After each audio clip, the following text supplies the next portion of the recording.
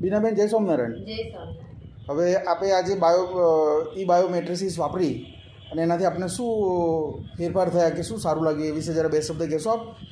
Actually મારે તો બધા મલ્ટિપલ પ્રોબ્લેમ છે. ડાયાબિટીસ છે, બીપી છે, સર્વાઇકલ છે. સાયટિકામાં એવું છે કે મને 40% પેરાલિસિસ લાગી ગયો હતો અને ઓપરેશન બી થઈ ગયું છે.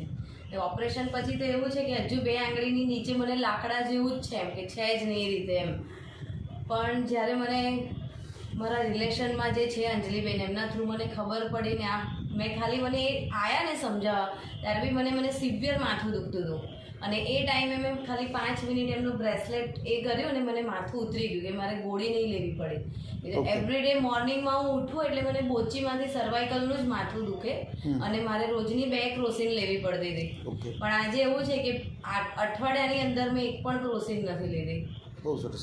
અને મને જે બેકમાં કે હું પોતે સેલ્ફ ડ્રાઈવ કરું છું, કે જે લોંગ ડ્રાઈવ તો મારાથી થઈ જ નહોતું શકતું, પણ એવું છે કે હું પોતે ગઢડા ડ્રાઈવ કરીને હવે ગઈ તો પણ એટલી ફ્રેશનેસ છે મારામાં. બહુ સરસ. એટલે હું બધાને એવું સજેસ્ટ કરું કે માણસને દુખાવો હોય કે ના હોય, નોર્મલ માણસ બી આ લે ને તો એને પોતાને એનર્જી વધશે. હું એવું ફીલ કરું છું. બહુ સરસ, વેરી ગુડ.